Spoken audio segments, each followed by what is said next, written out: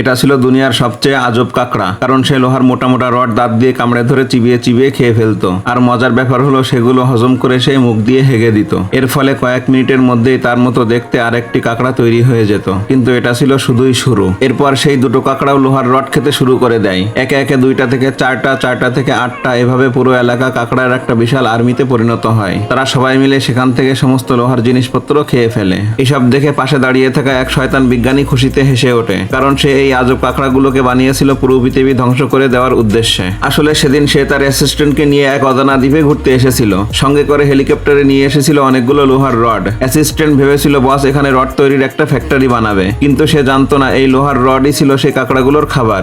যখন সব লোহা খেয়ে ফেলা হয়ে যায় তখন বিজ্ঞানী তার হাতে থাকা একটি রিমোট চালু করে দেয়। হঠাৎ করেই সব কাঁকড়া একে অপরের সঙ্গে লড়াই শুরু করে দেয়। দুর্বল কাঁকড়াগুলোকে সহজে হারিয়ে শক্তিশালী কাঁকড়াগুলো তাদের খেয়ে ফেলতে শুরু করে, কিন্তু এক পর্যায়ে ভুল করে তার চেয়েও শক্তিশালী একটি কাঁকড়া তৈরি করে ফেলে। সেই কাঁকড়াটি নিজেই তাকে খেয়ে ফেলে। ফলস্বরূপ পুরো এলাকায় এক বিশাল যুদ্ধক্ষেত্রে পরিণত হয়। ঠিক তখনই দুনিয়ার সবচেয়ে ভয়ঙ্কর একটি কাঁকড়া সেখানে উপস্থিত হয়। সে এতটাই ভয়ঙ্কর ছিল যে তার লেজার রশ্মি দিয়ে সেকেন্ডের মধ্যে যে কোনো কাঁকড়াকে গিলে ফেলতে পারত এবং লোহা শুষে নিজের শরীরে সংরক্ষণ করত। কিন্তু তখনই পাহাড়ের পিছনে লুকিয়ে থাকা আরেকটি কাঁকড়া তাকে আক্রমণ করে। ঠিক তখনই আরেকটি বিশাল কাঁকড়া এসে তাদের দুজনকেই গিলে ফেলে। কিন্তু হঠাৎ করে সেই বিশাল কাঁকড়ার উপর একটা বিশাল পাথর এসে পড়ে। এটা দেখে বিজ্ঞানী স্তব্ধ হয়ে যায়, কারণ সে যেমনটা চেয়েছিল তার চেয়ে 1000 গুণ শক্তিশালী আরেকটি কাঁকড়া জন্ম নিয়েছে।